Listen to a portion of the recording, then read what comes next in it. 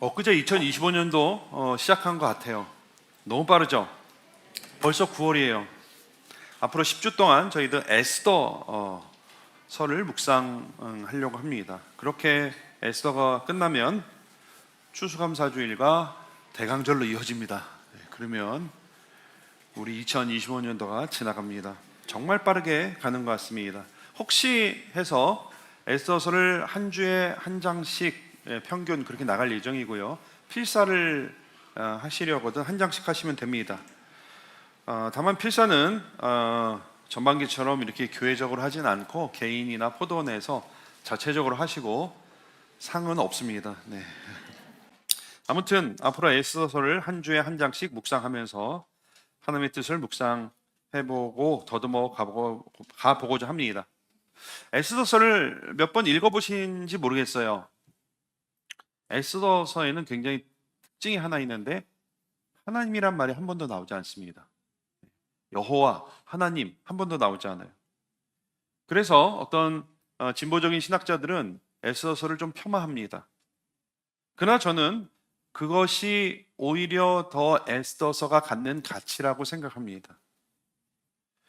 눈에 보이지 않지만 전면에서 이렇게 불리워지지 않는 하나님이지만 여전히 역사하고 계시고 역사의 배후에서 그리고 믿는 사람들의 삶 가운데서 여전히 살아계시고 주관하시는 하나님을 묵상할 수 있는, 그래서 에스더서는 오히려 우리들의 삶이랑 굉장히 가까운 그러한 책이 아닌가 이렇게 생각해 봅니다.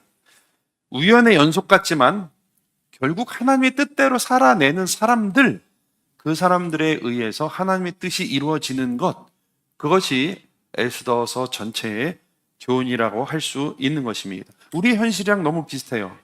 우연 같고 해프닝 같고 눈에 보이지 않는 하나님 어떻게 역사하시나 하지만 흔들리지 않고 믿음으로 살아갈 때 바로 그 흔들리지 않는 믿음의 사람들을 통해서 하나님의 스토리가 이어지는 것, 그것이 바로 우리의 삶이라고 하는 것이죠. 모쪼록 에스더서를 함께 묵상하면서 그렇게 여전히 일하시는 하나님을 만나시는 저와 여러분들 되시기를 바랍니다. 오늘은 첫날인데 좀 배경 설명을 많이 해야 되기 때문에 정신을 바짝 차리셔야 됩니다. 에스더서의 배경은 이렇습니다. 이스라엘을 페르시아가 지배하던 시절의 이야기입니다. 여러분, 페르시아는 오늘날 이란이에요. 이란. 원래 이름이 교차로 쓰였어요. 그래서 페르시아 하면 주로 외부에서 이란을 말할 때, 아주 옛날부터 페르시아는 그 자체로보다는 주로 서구에서 이란 사람들을 부를 때 페르시아 했고, 이란 사람들 자체로는 사실은 이란이란 말을 더 선호했죠. 그래서 교차로 이렇게 쓰이다가 20세기 들어서면서 이란이라고 좀 불러달라, 뭐 요즘 터키도 튀르키예 이렇게 불러달라 했잖아요. 그런 것처럼 우리 페르시아, 이란 헷갈리니까 이란으로 다 불러달라, 이것이 우리의 공식 입장이다 해서 이란 제국으로 시작해서 지금은 이란 공화국이 되었습니다. 현재 이스라엘과 이란은 앙숙이죠. 그렇죠? 폭탄을, 미사일을 주고받고 뭐 출격을 해서 서로 부수고 막 했습니다. 그 두 민족의 관계는요, BC 500년 전까지 한참 거슬러 올라갑니다.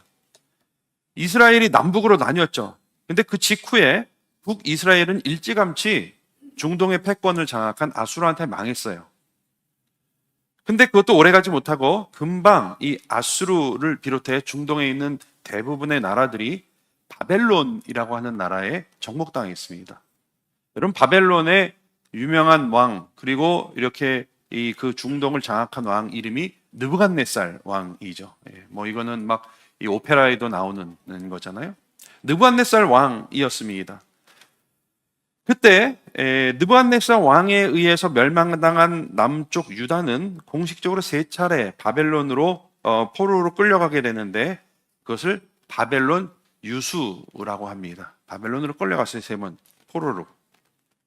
그런데 약 70년 후에 중동의 새로운 강자, 지금까지도 그 위용을 유지하고 있는 이란 바벨론에 의해서 포로로 끌려 이 페르시아에 의해서 중동이 지배당하게 됩니다. 약 70년 동안 바벨론에 끌려가 있었는데 그때 페르시아 이란 왕은 우리가 잘 아는 고레스라는 왕입니다.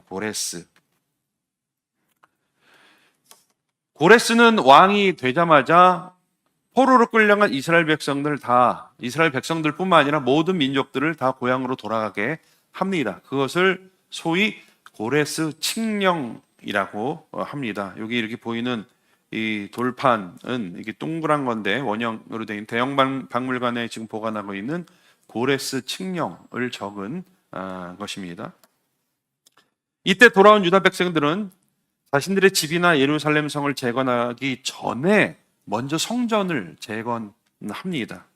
그들이 70년간 포로 생활을 하면서 유대 민족들은 무엇이 중요한지 경험했던 것이에요.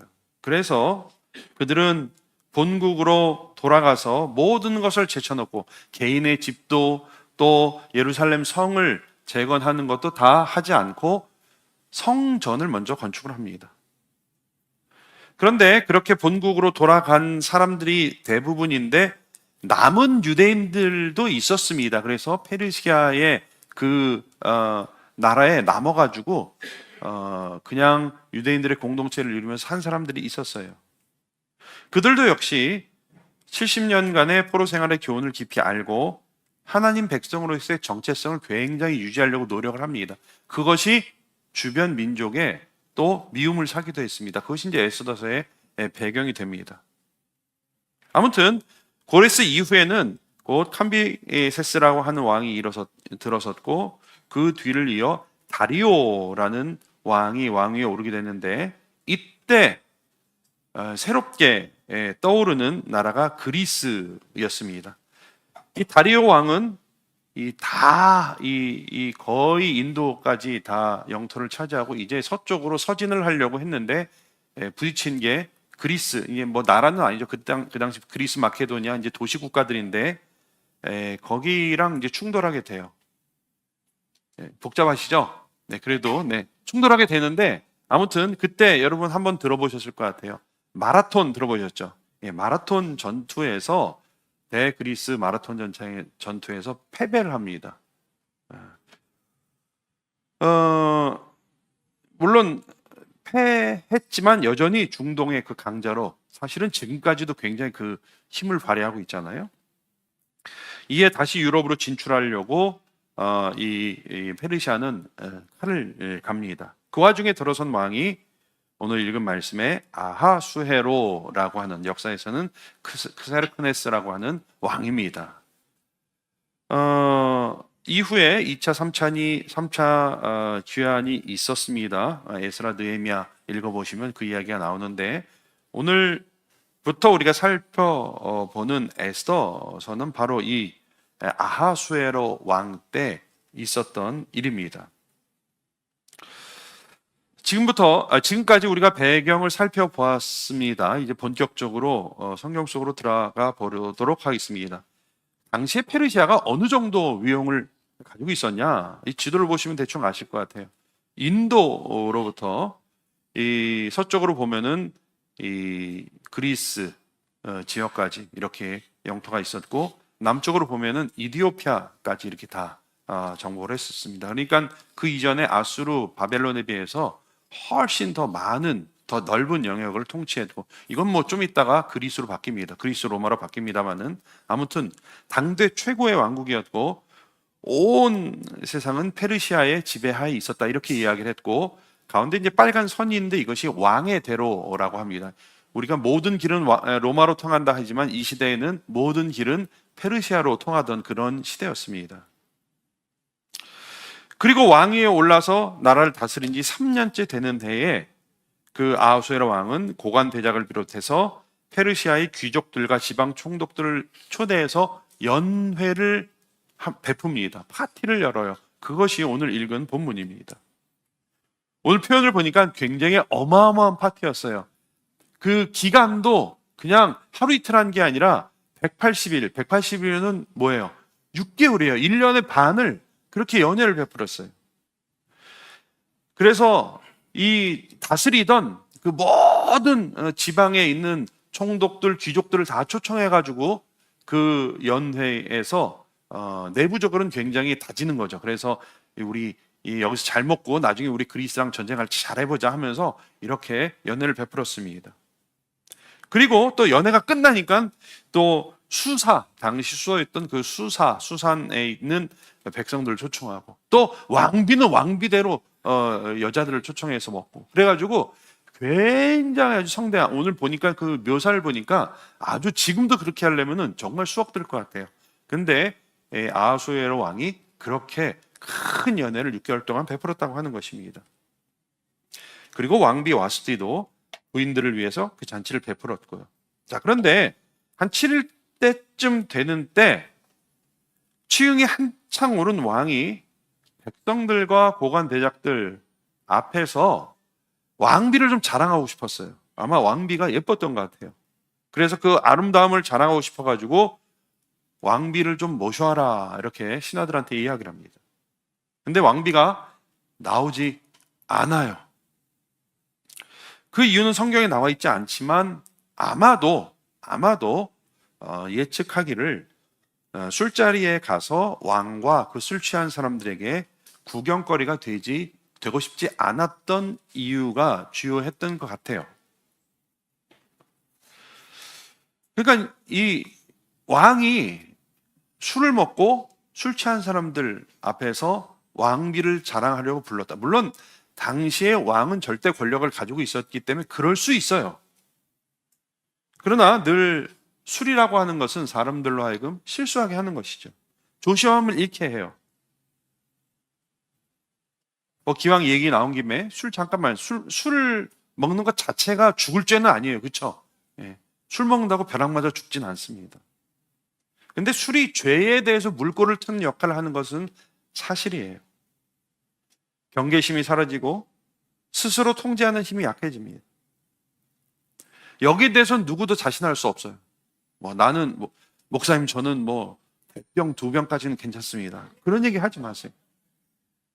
나는 안 그렇다고 자신할지 모르지만 한 번의 실수를 불러오는 굉장히 중요한 역할을 해요. 아하수에로 왕이요, 여러분 그냥 망나니 왕이었다고 생각하면 안 됩니다.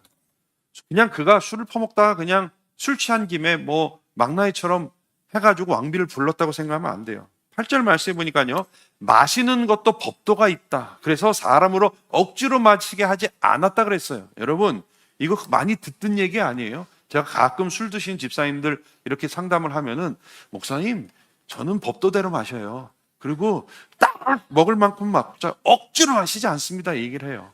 근데 아무튼 아하수의 왕이요, 그렇게 그냥 술을 흥청망청 마시는 사람이 아니었어요. 질서대로 마시는 사람이었어요. 그러나 그러한 그도 결국 실수하게 되는데, 술을 먹고 긴장이 풀려서 경계심이 사라지니까 왕비에 대해서 비인격적으로 대하게 되고 구경거리로, 자랑거리로 삼으려고 했던 것입니다. 우리 하나비전교회에 이런 분들 한 분도 안 계실 줄로 믿습니다. 아이고, 아멘 소리 여지껏 들은 중에 제일 작어. 네. 여담입니다만 진짜 술 드시고 싶으면 조용히 다락방에서 알아서 드세요. 이게 대놓고 이 얘기 안 하려고 그러는데, 아주 안 좋은 예는 포도원에서 이렇게 분위기 한다고 이렇게 포도주를 먹는다든지 하지 마세요. 아예 실수가 틈타지 않도록 가까이 안 하실 줄로 믿습니다, 여러분. 네. 대답이 왜 없어요? 네. 감사합니다. 아니, 목이 타네. 왕비가 그의 청을 거절하자 왕이 노발대발했어요. 어찌할 줄 모르니까 이 왕이 어떻게 할까 하다가, 그래도 이 왕이 조금이라도 틈이 있나? 그리고 신하들한테 물어봤는데, 신하들이 좋게 대답을 안 했어요. 그렇게 하면 그냥 그대로 놔두시면 선례가 됩니다. 굉장히 스토리가 우리가 많이 듣던 스토리죠. 그냥 놔두면 왕이셔 그냥 놔두면 이건 선례가 됩니다. 그래서 나라의 모든 백성들의 아내들이 남편을 업신 여길 것입니다. 그래서 반드시 일벌백계를 해야 됩니다. 조언했어요. 어쩌면 왕은 신하들이 한번 봐주죠. 그랬으면 봐주고 싶은 마음이 있었을 수도 있어요. 근데 신하들이 그렇게 나오니까 결국은 왕이 거기에 대해서 아주 단호하게 조치를 합니다. 그래서 왕비 와스티를 폐위하고 다른 왕비를 찾고자 하는 것입니다. 사실 아수에로는 그렇게 큰 연연을 베풀었지만 역사적으로는요, 대그리스 3차, 4차 전쟁에서 크게 패합니다. 원래 이거 아버지는 1차, 2차 큰 전쟁에서 패했고요. 아수에로는 3차, 4차에서 크게 패합니다. 그리고 페르시아가 이때 꺾여서 쇠락의 길을 걸어갑니다. 물론 역사는 오래되지만 그 이후의 기간은 오래되지만 아주 이 그리스와의 싸움에서 주도권 싸움에서 결정적으로 패하게 됩니다. 그렇게 곧 있을 쇠락의 길을 모른 채 그는 그렇게 거대한 연회를 하면서 국력을 낭비한 것이, 그리고 거기에는 술이 있었고 거기에는 반드시 실수와 실패가 있었다고 하는 것입니다. 오늘 요절 말씀을 찾으면 뭘까 제가 생각해 보니까 4절 말씀인 것 같아요. 4절 말씀 보니까 왕이 여러 날 곧 180일 동안에 그의 영화로운 나라의 부함과 위엄의 혁혁함을 나타내니라. 유하게 표현했지만 자랑하니라, 과시하니라 이렇게 볼 수가 있습니다. 여러분, 자신에게 있는 것을 자랑하고 과시하고자 하는 그런 욕망은 어쩌면 흔한 거예요. 그리스도인들조차도 아니라고는 하지만, 입술로는 아니라고 하지만 또 애써 아닌 것처럼 하지만 실상은 자랑하고 과시하는 것이 많습니다. 그것은 자연스러운 욕망이에요. 자녀가 잘 되면 자녀 자랑하고 싶어하고, 사업이 잘 되면 그거 자랑하고 싶어하고, 은근히 혹은 노골적으로 자랑하고 과시하고 싶어하는 것이 사람이죠. 그 반대로 말하면요, 칭찬받고 싶어하고 인정받고 싶어하는 것이 사람이에요. 그런데 그것이 까딱하면 선을 넘게 되는데 그것이 이제 문제가 되는 것이죠.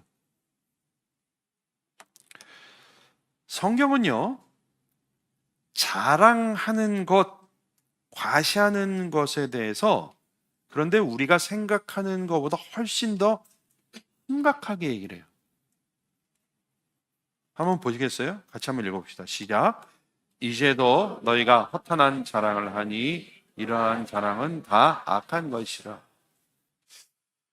여러분, 여기 보니까요, 되게 세게 말씀하시는데 그냥 자랑하면 안 된다 이런 정도 말씀하신 게 아니라 자랑은 다 뭐라고요?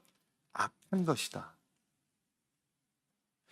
자랑하고 과시하는 것은 죄다. 우리는 그래서 여기에 대해서 좀 심각하게 생각해 봐야 돼요. 자랑은 악한 거래요. 그냥 인격이 부족한 게 아니라 악한 거래요. 구약성경 열왕기 하 20장에 보면요, 남쪽의 경건한 왕 중에 한 명이었던 히스기야 왕에 대한 이야기가 나와요. 히스기야는 굉장히 경건한 왕이었어요. 종교개혁을 하고 북이스라엘을 멸망시킨 강국 아수르의 침공에 하나님의 힘입어 그것을 물리쳤어요. 아주 국가를 나름 부강하게 만든 왕이었습니다. 근데 어느 날 그가 병들어 죽게 됐어요. 하나님이 이사야 선지자를 통해서 말씀을 전하시는데 너 이제 조금 있으면 죽을 거니까 삶을 잘 정리해라, 이렇게 선지자가 주님의 말씀을 전했어요. 그러니까 히스기야가 생각할 때 이 병이 아무래도 내가 잘못한 것 때문에 걸린 것 같다. 하나님 앞에 내가 이렇게 이 죄를 범해서 얻어 걸린 병 같다 하면서 눈물로 통곡하면서 간절히 기도했습니다. 그랬더니 어떤 역사가 일어났냐면 하나님이 그런 히스기야를 보고 불쌍히 여기셔서 15년간 수명을 연장시켜 주셨어요. 자, 그런데 그 이후에 문제가 발생했어요. 그가 15년 수명이 연장되었다는 말이 주변 국가에 퍼지니까 그 주변 국가, 특별히 바벨론이 사신을 보냈어요.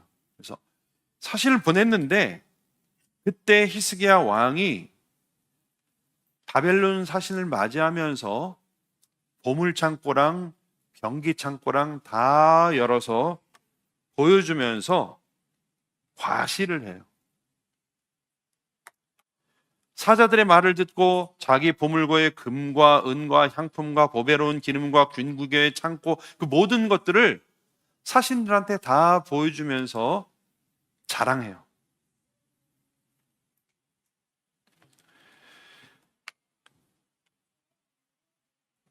그러니까 이사야 선지자가 와서 다시 한번 경고를 합니다. 여호와의 말씀을 들으소서.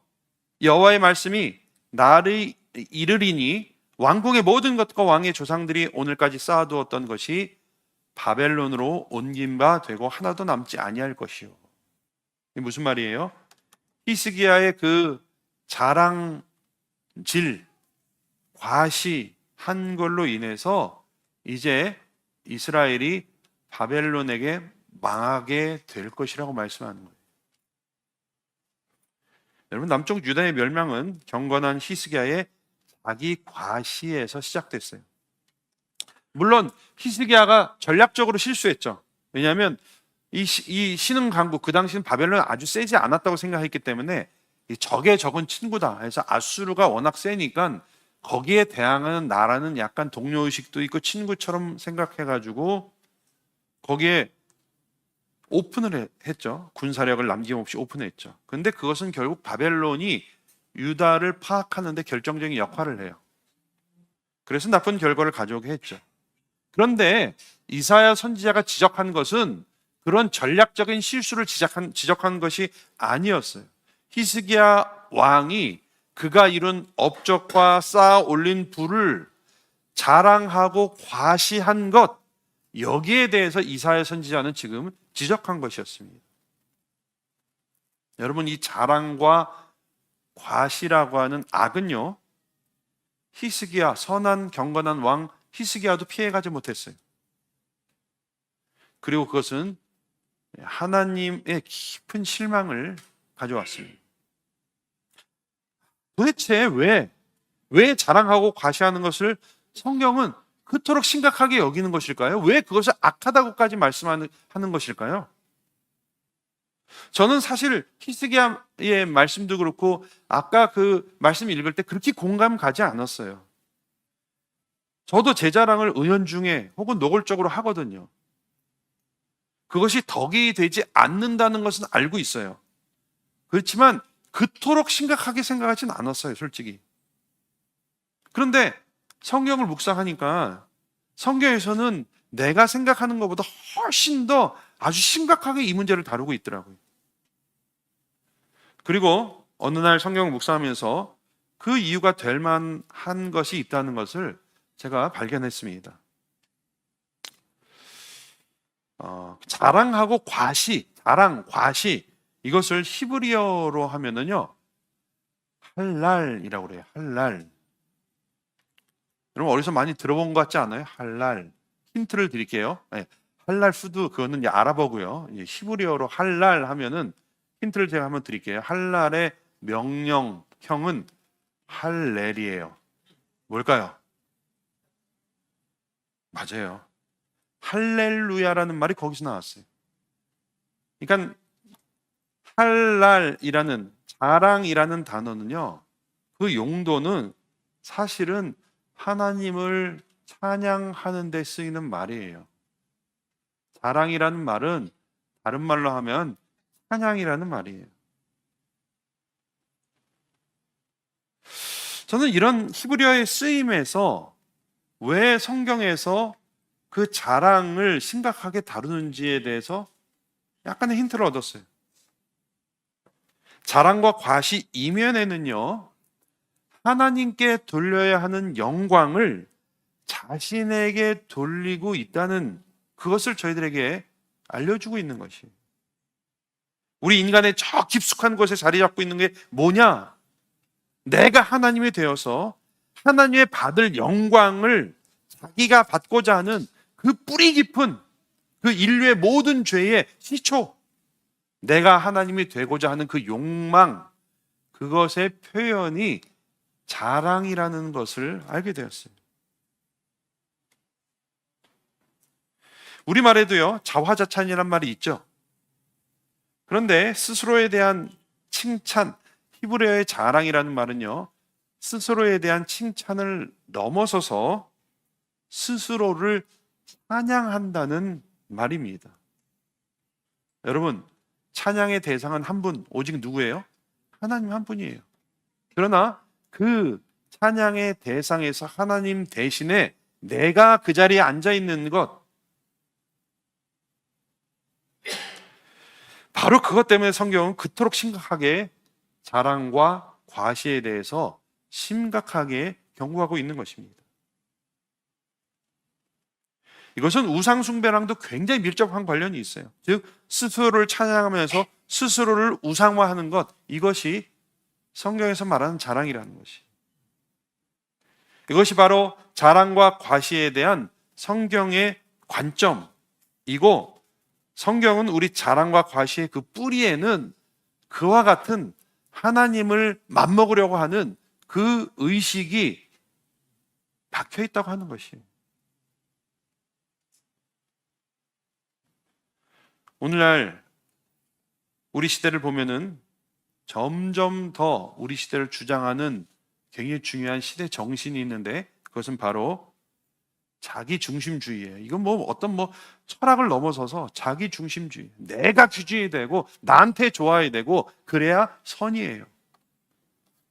조금 더 제가 위험한 발언을 하면 교회 내에서도 비슷합니다. 내가 은혜가 돼야 되고요. 하나님 다 필요 없어요. 하나님 뜻도 필요 없고, 내가 돼야 되고, 내가 감동을 받아야 되고, 이게 내 중심. 저는 여기에 대한 강력한 경고의 말씀이 오늘 말씀이라고 생각합니다. 그러니까요, 히스기야가 그냥 한번 자랑에, 요즘 애들 말로 한번 자랑에 훅 간 게 아니에요. 하나님을 드러내고 하나님의 영광을 찬양해야 함에도 불구하고 그것을 마치 자신의 업적인 양, 자신의 능력인 양 과시한 것, 즉 하나님의 영광을 가로챈 것이 바로 히스기야의 죄였다고 하는 것이죠. 모든 자랑, 모든 찬양의 대상은 오직 하나님이십니다. 이런 것들을 묵상할 때 우리는 비로소 다음 말씀을 이해할 수 있게 됩니다. 같이 한번 읽어봅시다. 기록된 바 자랑하는 자는,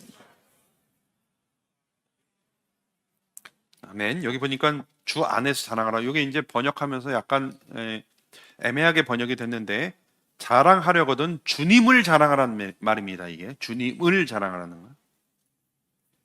이것은 구약 예레미야서의 인용인데, 예레미야서 9장에 이렇게 쓰여 있습니다. 여호와께서 이같이 말씀하시되 지혜로운 자는 그의 지혜를 자랑하지 말아라. 용사는 그의 용맹을 자랑하지 말라. 부자는 그의 부함을 자랑하지 말라. 자랑하는 자는 이것으로 자랑할지니 곧 명철하여 나를 아는 것과 나 여호와는 사랑과 정의와 공의를 땅에 행하는 자인 줄 깨닫는 것이라. 자랑할 걸 자랑해야죠. 우리의 자랑할 것은 우리의 지혜, 용맹, 부함이 아니라 하나님을 아는 것, 하나님이 어떤 분이신 줄 아는 것, 그 특권을 자랑해야 한다고 하는 것입니다. 이쯤에서 우리는 무엇을 자랑해야 하는지, 무엇을 자랑하고 있는지 우리는 잘 우리 자신을 돌아봐야 됩니다. 우리 자랑할 것들이 많죠. 그러나 그런 자랑거리는 앞으로 어떻게 될지 모릅니다. 자랑이 바뀌어서 언제 수치가 될지 모릅니다. 그러나 정말 우리가 자랑하고 우리가 자부심을 가져야 하는 것, 그것은 하나님 그분이고 우리가 하나님을 아는 것이 자랑할 것이고 그 하나님이 어떤 분인지 내가 안다. 그것을 자랑해야 한다는 것. 바로 하나님이 우리의 유일한 자랑거리임을 여러분 분명 우리 마음 가운데 새겨야 됩니다. 우리 말씀을 같이 한번 읽어봅시다. 시작. 어떤 사람은 병거, 어떤 사람은 말을.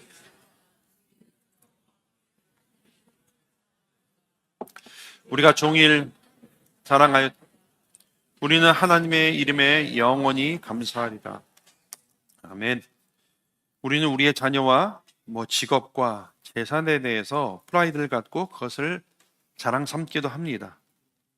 그러나 그만큼 얼마나 하나님을 나의 자부심으로 알고 얼마나 그분 아는 것을 명예롭게 생각하고 그분과의 친분을 얼마나 자랑하고 계시는지, 주님만 자랑하는 저와 여러분들 되시길 주님의 이름으로 축원합니다. 여러분 또 다른 자랑거리 있겠습니까? 예, 돈자랑이요? 돈자랑.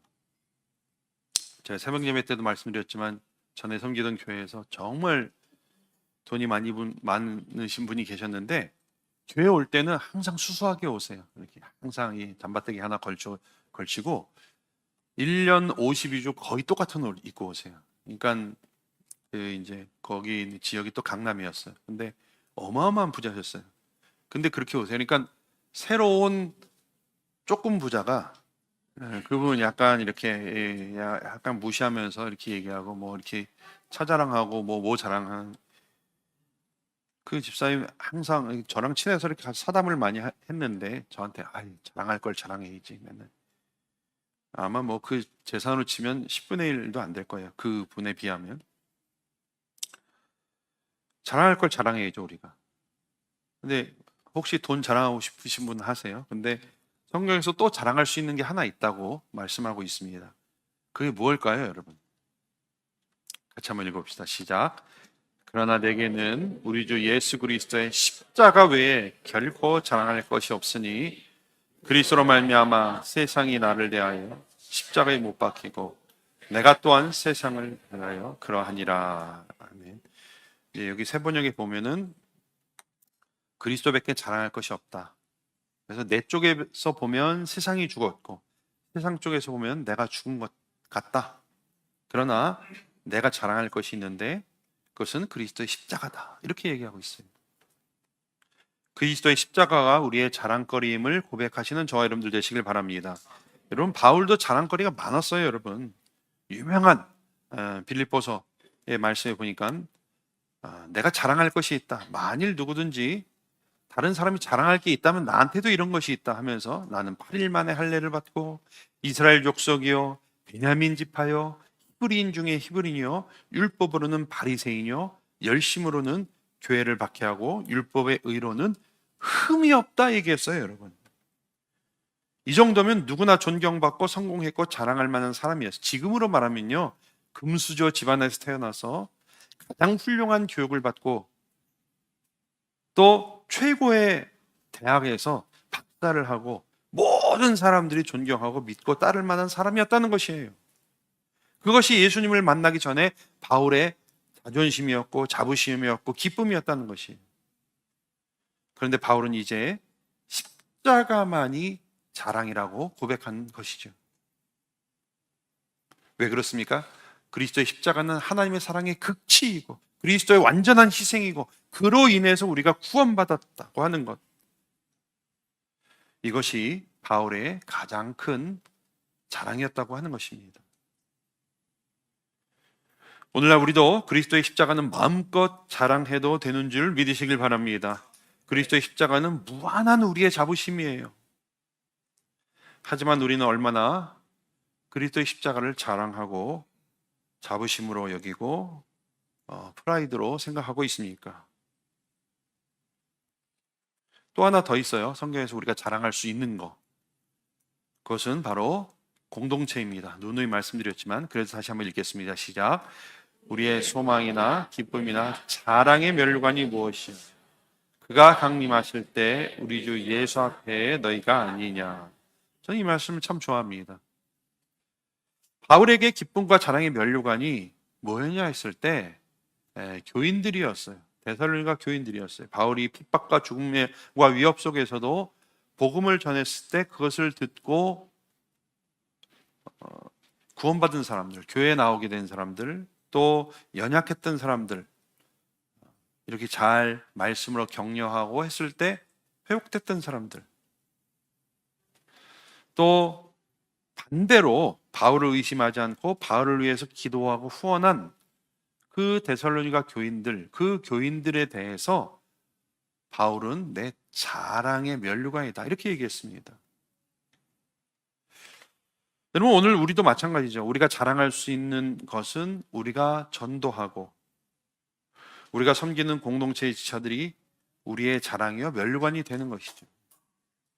까딱하면 복음 못 듣고 죽었을 텐데 우리의 전도로 예수 믿고, 또 혹은 실망하고 상처받아서 믿음을 떠나려고 했는데 우리의 사랑으로 섬김으로 돌아오고, 또 하나님을 아는 지식이 자라도록 가르치고 양육하고, 우리 아까 포도원에서 기도해 주셨는데 그런 포도원의 식구들, 바로 그 사람들이 우리의 자랑거리고 그것들은 우리가 자랑할 수 있고 자랑거리가 된다고 하는 것입니다.